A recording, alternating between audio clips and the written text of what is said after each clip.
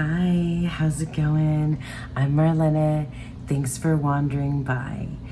So today I just wanted to share a reading that I had the other day that was just incredibly helpful and useful and cathartic and profound and a bit of an epiphany for me. So yeah, I just wanted to share that with you.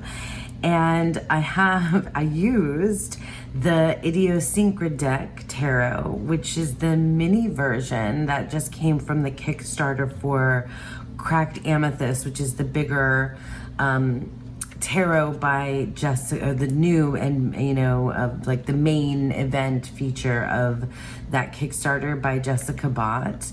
I confess that I really just am in love with this deck. And I haven't used the Cracked Amethyst yet.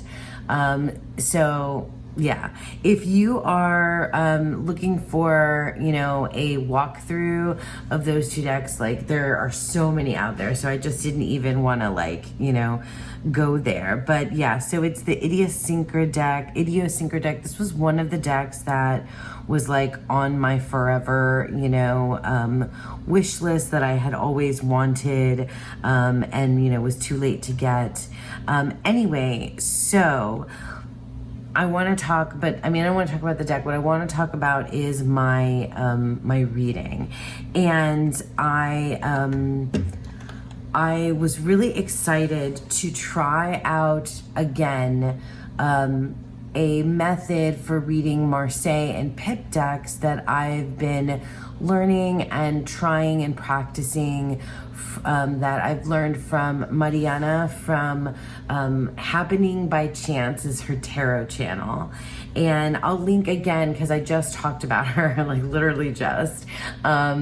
And I'll leave a link again to her series down below, but it is just blowing my mind how well it's working. And because the Idiosyncrdeck is kind of it's a Pip style deck.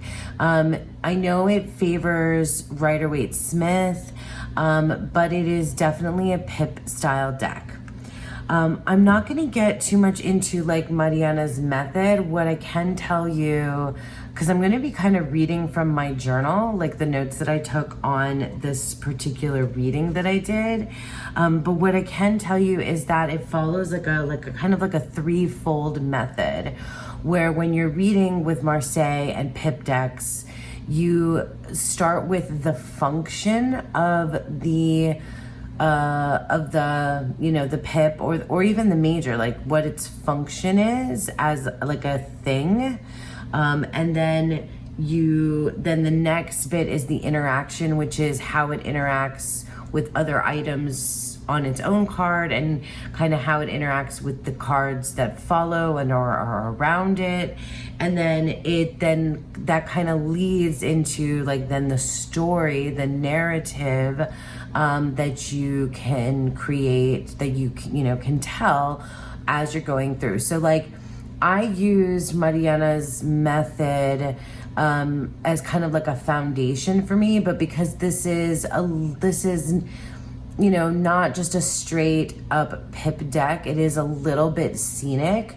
I also just followed through with my intuition based on what I was seeing in the scene, which you can do with just Pips on a card as well. I think there's some numerology type stuff. Of course, there's my, Rider-Waite-Smith foundation, my Thoth foundation, the way that I read tarot. So I really kind of love combining all of these different things, layers that I have in my tarot reading when I read. So all of that preamble to say that I'm just gonna kind of maybe read some from my journal and share with you what this reading was like. And also because this deck is unshuffleable, because it's so wee and little, that I've been doing something that I don't normally do, which is laying the cards out, all like so. And then I've been doing the, waving my hand over, and waiting for that feeling of, like, for me, I don't know what it's like for you guys if you ever do this, but for me, the feeling is like, it's like a warmth. Sometimes it's, so it feels like a warmth, but sometimes it also feels like kind of like a buzzing, like a buzzing feeling, this is really interesting too, because it's completely different from how I feel when I'm shuffling cards. When I'm shuffling cards, when I feel the card is ready, it's more like a tingling feeling, like almost like that ASMR feeling that you get like down from your spine, like down your spine, like tingles down your spine. That's what it feels like when I'm shuffling, and knowing when it's the right time to, you know, stop shuffling and lay down the cards is like, that's how I can best describe that feeling. But when I've done this type of, you know, choosing cards, I, you know, and I guess I always just use my right hand, but I do keep my left hand like near and then I wait for the feeling, the sensation of like warmth, and then like kind of like a buzzing feeling. But talking about this right now is giving me that tingly feeling, that ASMR tingly feeling. Anyway, all that to say that, like, it's been fun to do this because I never do, and it feels like, you know, it feels very magical. Not that shuffling, you know, doesn't, but it just feels very magical. And I'd love to like do this kind of reading with somebody else, you know, for somebody else, or with somebody else in the room, because it just feels like, it would be even like buzzier, you know, the feeling would just feel even more like, I don't know, what, tingly, buzzy, fizzy feeling, maybe even a little fizzy feeling. So, okay, so all that to say, now for real, this is the reading that I did. So here's my reading. I ended up with 5 cards, which is very odd for me. Like, I usually do like a small reading or a really large reading. Like, I don't do like mid level readings, mid number readings. And then also I typically like to pick out my cards and put them face down and then have like a reveal. But with this, I picked the cards and laid them down face up. I just did the reveal so that you could see the cute backs of this. Like cute, ridiculously cute deck. This ridiculously cute deck. Like, I can show you just how small it is. This is like a standard tarot size. Look at how tiny she is. Like, she wee, baby. She is a wee. Okay, so this is the reading. And so I started out, right? I'm reading, you know, I'm reading like a linear path here across from left to right, as if it were words or letters even, which is something that Mariana talks about as well. Anyway, please go watch that video. Like, if you haven't, like, you need to, because it's so inspiring. Anyway, so I wrote down in my journal, attempting Mariana's way method of reading pips, function, interaction, story. Now, the Idiosyncrdeck's pips there are pips, but they're scenic ones. So we're gonna try to pull it together. This is what I said in my journal. So we have arrows, and in this deck, the arrows are the wand suit, but I kind of I didn't really factor that in so much. Like, I really wasn't thinking of that. I was focused on what an arrow is and like what the function of an arrow is, rather than thinking about it as the fire suit or, you know, the wands, or it being like passion or will or creativity, anything like that. Like, I was really thinking of the like literal, you know, function of what an arrow is and does. And one arrow here in the ground. And what I came up with for arrows is that they are weapons, but if an arrow is a weapon, but it feels like more like specifically a target seeking weapon. So an arrow is pointed, an arrow is seeking a target, a specific target. And in this first one, we have one arrow in the ground, and I said it tried to pinpoint or point out the way, but downward wasn't the way. Like, it's just like, nope, not going, like going down, not the way. Then we, then we flinked in this story, because I'm kind of like combining all of these things. This like function, interaction, and story is just, I'm sort of like, it's not like I do one, then the other, then the other. I'm sort of just like, it's all sort of flowing in a big, mesh pool of stuff in my brain and it comes out in my journal. So then we have, then we flung all the arrows at the castle. Looks like some of these arrows maybe, made it over the wall. These arrows are like way seekers, right? They're target seekers. They're purpose seeking. They're attempting to find the right course. But they couldn't penetrate the walls of the castle. They are weapons, but because they are set off to seek a target, they feel more linked to purpose, which is kind of what I've said already. They are target seekers, arrows. So at the beginning of this story, and the way that these things are interacting, it's like this one big arrow just went downward and that didn't work out. And then we flung all the arrows up at this wall, and that, like, maybe it worked out a little bit, like maybe some of these crossed the threshold, that wall. But then we move into these mugs. So we have mugs, and we think of, I think of mugs like these big coffee mugs that they're very receptive. They're containers essentially. And the size, I think, makes a difference to me. Like the sizes of the mugs for their function makes a difference to me. Of course, what's in them matters too. So like, what is it containing? That's the function, right, of these cups, these mugs. Maybe, so now I'm starting to interact with these things, right? I'm interacting with these different cards, because then I said to myself, maybe the target that I can't penetrate, right? What are the target I'm seeking, or what's over the other side of the castle wall is this, right? Is this mug of whipped cream and chocolate.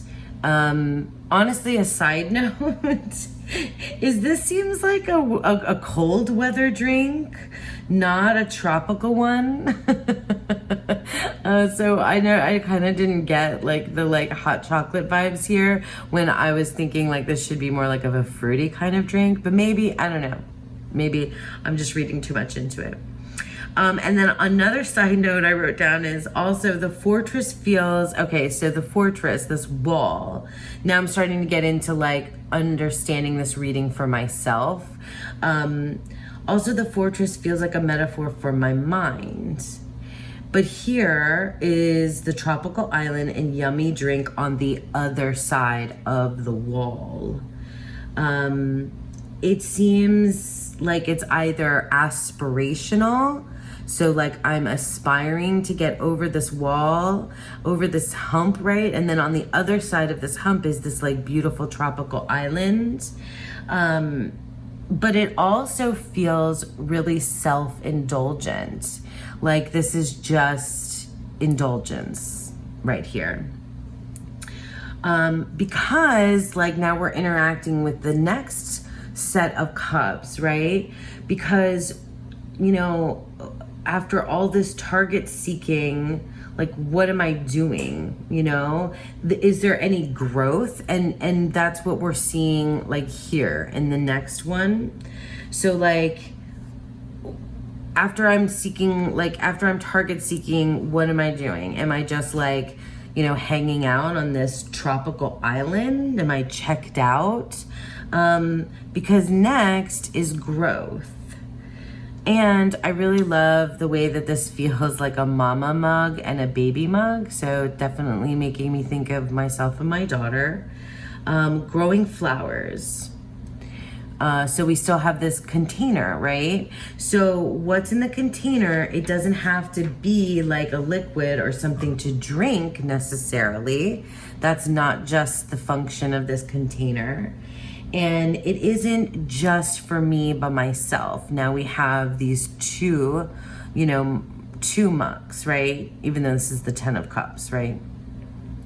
It isn't for me alone. This container here can hold life, and it can grow and spread around. Okay, so this feels more fulfilling than just this indulgent like beverage for one kind of vibe over here on the tropical island. So now you can see how I'm like putting together. It's not that it's not that easy. It's not just like step 1, step 2, and step 3. It's like a very much you're meshing together all these ideas. So this feels like my month of target seeking. This past month of August 2025 is what we're in. I'm trying, basically this has been my life this month, is like I'm trying to get shit done, right? I have a purpose, I have like a plan, I have something that needs to be done, and I have checklists, I have things to check off. There's been, I have to focus on solving issues. I have tasks to complete. These are tasks for myself, for my family, for my job, for, mostly for my immediate family, but also for, extended family. But just, and then my job, right? My job, tasks, checklists, things that like, boom, gotta get this done. And I've been trying, and I'm always trying to see like the purpose of that, and it's hard to see a purpose in like a grind, like a daily grind that way.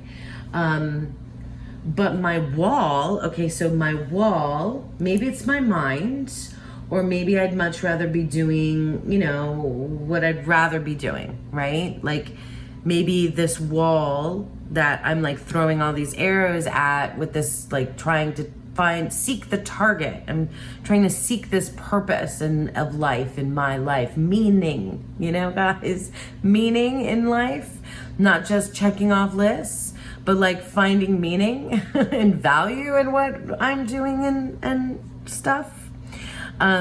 So I'm like throwing all these arrows at this wall, and maybe it's my mind, but maybe I just would rather be doing what's on the other side of this wall. Maybe I would just rather be indulging, the things that I'd like to indulge in. And they feel like indulgences, forgive me. I know some of you might think like, how is that indulgent, but for me, I feel like I'm indulging if I'm not like checking off lists, taking care of other people, doing my job, blah, blah, blah, blah, blah, right?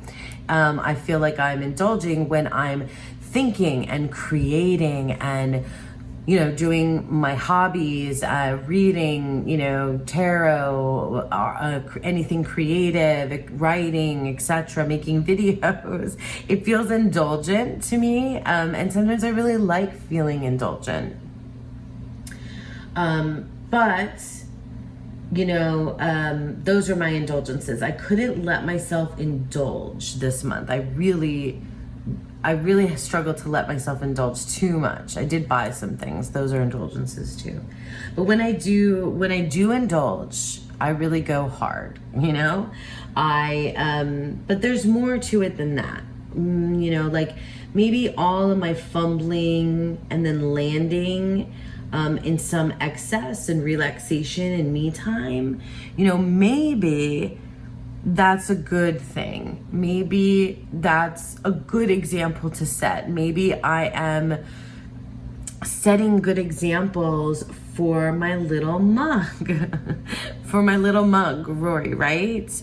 Maybe like crossing over that threshold and that wall into this indulgence and excess that's actually like really beneficial, like what I guess what everyone now says is like self-care and that kind of thing. Those terms are like really new, like they feel still foreign to me is what I'm saying. So I've been working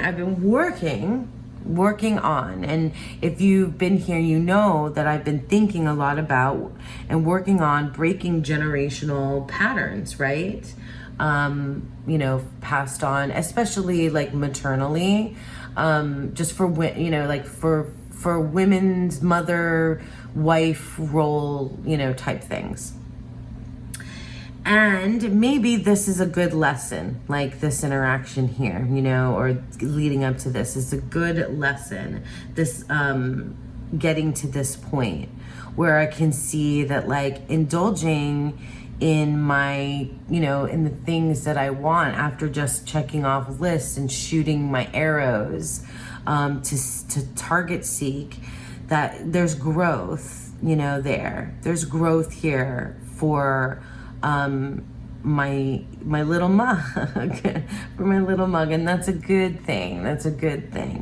Now, the last card, Judgment. This is not a pip card, so it was harder for me to think of this in like the function, the function and interaction story way that Mariana taught me. But the scene really does its own thing. And I looked to see if the scene was the same in the Cracked Amethyst Tarot, and it's different. So there's no guidebook here for this one. So we're just going on, function, interaction, story. So this feels like a cautionary tale. A wave is about to crash upon a lighthouse. And lighthouses have like a significant, like kind of personal meaning for me. Well, really for my partner, Sean, his mom, who I've talked about often on this channel because she was a tarot reader and she's passed away and I never really got to know her. But her legacy and everything is such a big part of my life. She also collected lighthouses. Anyway, so that was just like a personal side note. The beacon, the lighthouse, is so small compared to the wave. Am I the wave or am I the beacon? Or neither, maybe. These are the questions that I ask myself in my journal writing. I feel like it's ultimately saying don't revert back. Don't regress, like don't go back to point one here. The beacon does show the way my arrows were going. My wave, emotion maybe, I don't know, because now I'm thinking metaphorically, right? Could knock the whole beacon away if I'm not careful. One arrow to 7 arrows leading to the containers, then the giant wave. Perhaps I can't separate my emotions from all this target practice or target seeking, I can't just be this like, automaton, this like checklist person. I can't do my job. I can't just get the shit done and take emotion out of it. I can't function that way. My like target seeking missions, like they have to have some sort of like bigger purpose, for me. So if I do separate my emotions, they'll come back in a big wave and take out my beacon of light, which is like, I feel like what I'm talking about, if I'm target seeking, if I'm wayfinding, if I'm seeking, you know, like it's like fulfillment, like some, and for me, I think this is like on the end of like my spirituality, truth, guidance, you know, that kind of thing, like big things here, you know, the way, the light, you know, not to be biblical at all. I mean it in like a different way. Anyway, yeah.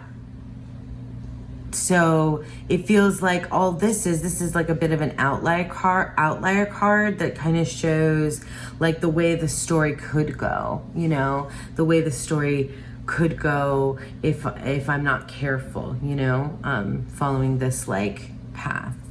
But this is real growth, like being able to like indulge in things that don't seem like they're so functional and purposeful and productive, but rather like lovely and you know, that feel indulgent. But actually, if I'm teaching my daughter that, then that's growth. That's a good thing.